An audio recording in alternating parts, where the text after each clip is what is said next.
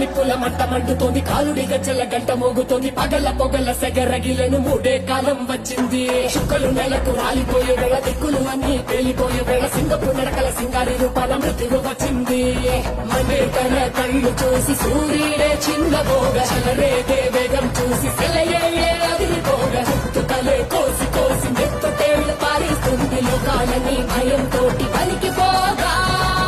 గాలిలాగా వచ్చరా, నిన్ను నరికి పోగులెట్టగొచ్చరా, అనామగా కలిసి వచ్చరా, నిన్ను ఇంటి వేరే కాలి వచ్చరా. రే రే రే విలయ ప్రళయమూర్తి వచ్చింది ఇదే కాంచన,